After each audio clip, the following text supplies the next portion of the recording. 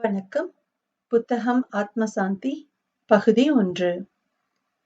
அங்கொன்றும் இங்கொன்றுமாய் ஒட்டுப்போட்ட பாசிப்பச்சை நிறப் புடவையின் தலப்பை தலையில் முக்காடிட்டபடி அன்றைய தினத்தின் உச்சபட்ச வெப்பத்தில் சூசையின் கல்லறை அருகே அமர்ந்திருந்தாள் மேரி. உப்புக் காற்றோடு உரசிக்கொண்டு வந்த கருவாட்டின் வாடையோடு கல்லறை மீது தூவப்பட்ட கைப்பிடி மல்லிகையின் மணமும் சேர்ந்து மணத்தது. 3 வயதான அக்கல்லறையின் சுண்ணாம்புப் பூச்சு தொட்டதும் மீனின் செதில்களைப் போல் உதிர்ந்து போனது. கல்லறை தோட்டத்தின் அரையடி மதில் சுவரைத் தாண்டி அவளது பார்வை நீண்டு சென்று எட்டி எட்டிப் பார்த்துச் செல்லும் கடல் அலைகளைக் கண்டது. அனிச்சையாய் கல்லறையை வருடிய அவளது விரல்களோடு ஒட்டிக்கொண்டு மேலும் பூச்சு உதிர்ந்தது. தனது இடுப்பில் சொருகி வைத்திருந்த மணிப்பர்சினை பிரித்துப் பார்த்தாள். 257 ரூபாய்கள் இருந்தது. அதை மீண்டும் இடுப்பில் சொருகிவிட்டு கடல் அலையை பார்த்திருந்தாள். மண்வெட்டி கடப்பாரையோடு கல்லறை தோட்டத்திற்குள் வந்த சிலர் பரபரவென குழி பறிக்கத் தொடங்கினர்.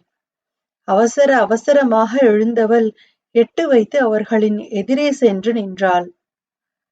நம்ம லூர்தோட ஐயா இழுத்துக்கிட்டு கிடந்தாரே, முடிஞ்சிருச்சு. மார்க்கெட்டில் சிறு பலசரக்கு கடை வைத்திருக்கும் சேவியர் அவர்களை மேற்பார்வை பார்த்தபடி கூற, அவள் முகத்தில் கனிவும் இல்லை, கருணையும் இல்லை, அவளுக்கு அச்செய்தி தேவையும் இல்லை. தோண்டிக் கொண்டிருப்பவர்களை நோக்கி, அந்த செலவுக்கல்லு கல்லறை கட்ட எம்புட்டாவும் என்றாள். சற்று தள்ளி சலவை கல்லால் ஆன கல்லறையை சுட்டிக்காட்டியபடி. 30,000 ஆகும் ஆத்தா. முகத்தின் பிசுபிசுப்பை முந்தானையால் துடைத்தபடி அந்த தோட்டத்திலேயே பளிச்சென்று பகட்டாயிருந்த சலவைக்கல் கல்லறையின் முன் சென்று நின்றாள்.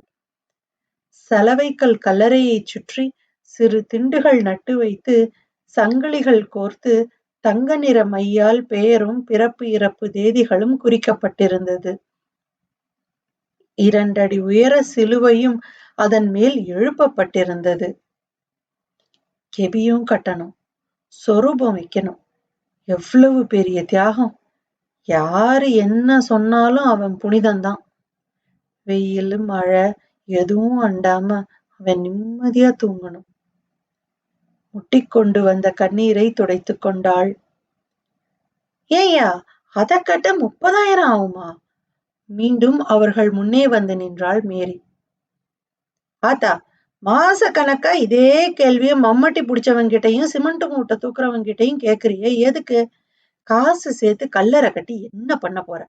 அதுக்கு 4 நல்ல சீலை வாங்கி உடுத்து பிரியாணி வாங்கி சாப்பிடு. உரிமையோடு பொங்கினான் சேவியர். கல்லறை கட்ட உன்னைய காசு கேட்டனா? எவன்கிட்ட என்ன கேள்வி கேட்டா உனக்கு என்ன? கல்லறைக்குள்ள கிடக்கிறது பொணமா இருந்தாலும் அது என் புள்ள. சீலை கட்டாமையா தெரியுறேன்? சோறு கொடுன்னு உன்கிட்டே அதட்டேந்து நிக்கிறேன். என் புள்ளைக்கு நான் செய்வேன். கொளுத்தியாட்டம் துள்ளுற, வார்த்தை கூட பேசின வெட்டின குழியில நீ படுக்க வேண்டியிருக்கும்.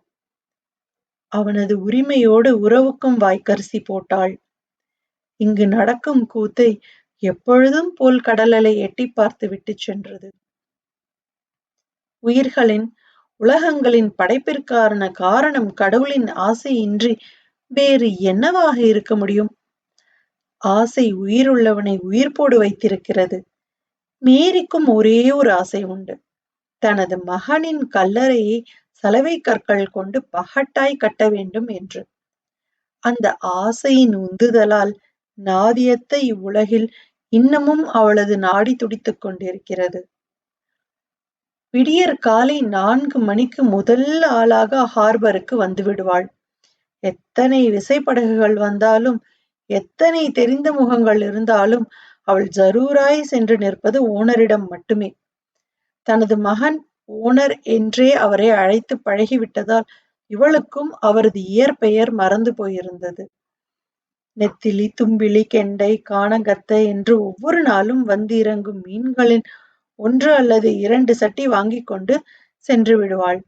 கரைக்கு சென்று, அதாவது ஹார்பர் ரோட்டுக்கு அப்பால் இருக்கும் ஹவுசிங் போர்டு காலனிக்கு சென்று மீன்களை விற்பனை செய்வாள். அந்த 2-3 மணி நேரம் மட்டும் அவள் முகத்தில் சிரிப்பு ஒட்ட வைக்கப்பட்டிருக்கும். விற்று தீர்ந்ததும் ஹார்பருக்கு திரும்புபவள் மீன் சுத்தம் செய்து கொடுக்கும் பிளாட்பாரத்தில் உட்கார்ந்து கொள்வாள். அப்பணியிலும் சில சில்லறைகள் சேரும். ஓனரின் பரிந்துரையால் ஏலம் விடும் கட்டிடத்தில் மதியத்திற்கு மேல் சுத்தம் செய்யும் பணி கொடுக்கப்பட்டது. அவளாக யாசிக்கவில்லை, ஓனரின் உதவி வேண்டாம் என்றும் யோசிக்கவில்லை. அப்பணியையும் தொடர்ந்தாள். ஓடுவதைக் காட்டிலும் ஓய்ந்து அமருவதே அவளுக்கு சலிப்பாக இருந்தது. நின்று நிதானிக்கும் பொழுதுகளில் சுமந்து கொண்டிருக்கும் வழி சுயநினைவிற்கு எட்டுகிறது. பார்க்கும் இடமெங்கும் அலையும் நீரும் சூழ்ந்திருக்க தனது மகன் காவு வாங்கப்பட்ட கோபம் தலை தூக்கும் பொழுது சர்ச்சில் சென்று அமர்ந்து கொள்வாள். எமது பாவங்களை வாங்கிக் கொண்ட பின்னும் ஏனையா இந்த வேதனை என்று பல கோடி முறை அவளது மனம் இறைவனிடம் இறைஞ்சும். கையில் குழந்தையோடு இருக்கும் மேரி மாதாவின் சிலையை காணும் போதெல்லாம் இவளுள் பக்தியின்றி பரிதாபமே மேலெழும். உன் மகனை சிலுவையில அறையும் போது எவ்வளவு வலிச்சிருக்கும், எனக்கும் வலிக்குது என்று எண்ணியபடி தனது அடிமடியை வருடிக்கொள்வாள். ஆத்தா, இந்த எறாவை எடுத்துட்டு போய் சாப்பிடு ஆத்தா. கையில் நெகிழிப்பையில் இறால் மீன்களோடு வாரம் இருமுறையாவது அவள் முன்னே வந்து நிற்பான் மகன் சூசையின் நண்பன் செபாஸ்டின். அவள் பார்க்கும் பார்வையில் ஏனோ அவன் குறுகித்தான் போவான். அவன் கடன் பட்டவன் போல் அவன் நீட்டும் பையனை வெடுக்கென பிடுங்கிக் கொண்டு செல்வாள், அதையும் காசாக்கிட. என்னடா செபாஸ்டின், சாப்பிடாம இங்கேயே உட்கார்ந்திருக்க? இல்ல, பசி இல்ல. காலையிலேருந்து 4 பாடு மீன் பிடிச்சிருக்கோம், பசியிலன்னு சொல்லாத. அந்த விசைப்படகின் ஒரு புறத்தில் இரவு உணவு தயாராகி படகில் வந்திருந்தோர் பாட்டும் கும்மாளமுமாய் இருக்க, மறுபுறம் செபாஸ்டின் மட்டும் தனிமையில் கிடந்தான். மீன் பிடிக்கச் செல்லும் போதெல்லாம் தனது படகில் பணிபுரிய வருவோர் அனைவருக்கும் ஓனர் தாயாகி போவார். என்னாச்சு செபாஸ்டின், இந்த முறை நமக்கு நல்ல ஈடு வந்திருக்கு, என்ன கவலை உனக்கு? அது இல்லைங்க ஓனர், நாம நாளைக்கு கரையேறிடுவோம்ல, அதனால என்ன? நாளை மறுநாள் சூசன் நினைவு நாள். அந்த நடுக்கடல் அமைதியில் மகனை விழுங்கிவிட்ட கடலை கண்டு அழுத மேரியின் ஒப்பாரி அவர்களுக்கு மட்டுமே கேட்டது. எனக்கு பாவ மன்னிப்பு வேணும் ஓனர். நீ என்ன தப்பு செஞ்சிட்ட? சூசையை காப்பாத்தி இருக்கணும், இல்ல அவனோட செத்து இருக்கணும். 2 பாவம் பண்ணிட்டேன் ஓனர். ஆத்தாவை பார்க்கும்போது உடம்பு நடுங்குது. என் புள்ளைய பாத்துக்கிறேன்னு சொன்னியே, எங்கடா அவன் அப்படின்னு ஒவ்வொரு தடவையும் அவ கேக்குற மாதிரி இருக்கு. நீ என்னடா பண்ணுவ? அவன் தலையெழுத்து. ஆத்தா பாவம்டா, ஒட்டுனியா புள்ள மேல பித்தா கிடந்தவ, என்ன பண்ணுவா பாவம். இந்த சென்மத்துல ஆத்தா என்ன மன்னிக்காதா? அவளுக்கு யார் மேல கோவம்னு தெரியலடா, எல்லாருமே அவளுக்கு எதிரி ஆயிட்ட மாதிரி எட்டி நிக்கிறா, மனசு தவிக்குது. ஆத்தாள பாத்துக்கணும்னு கடைசியா சூச சொன்னான். அவன் இடத்துல இருந்து நான் செய்யணும்னு நினைக்கிறத எதையும் செய்ய துப்பில்லாம இருக்கேன். நீ வேலைக்கு போகாத ஆத்தா, நான் உனக்கு காசு தரேன்னு சொல்லணும்னு நினைக்கிறேன். 3 வருஷமா முடியல. எனக்கு மட்டும் அந்த எண்ணம் இல்லையாடா? சட்டி மீனை சும்மா கொடுத்தா கோவிக்கிறா, காசு குறைச்சு வாங்கிக்கிறேன்.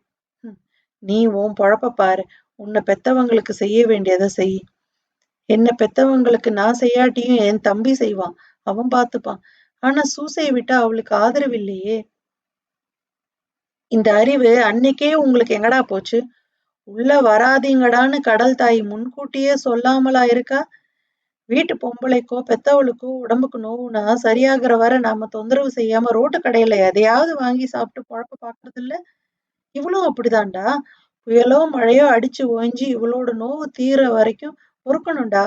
கடல்னா வெறும் காத்தும் தண்ணியும் கிடையாது, அதுக்கும் சீவன் இருக்கு. ஓனர் கலங்கி இருந்த அவனது விழிகளை துடைத்தவர், நீ சாப்பிடவா? யாரு வந்தாலும் போனாலும் வாழற வரைக்கும் நாம மூச்சு விட்டுதான் ஆகணும், எழுந்து வா. ஓனர் சென்றுவிட அந்த இருட்டு நீர் விரிப்பில் தனது தொலைத்து விட்ட தோழனை தேடினான் செபாஸ்டின்.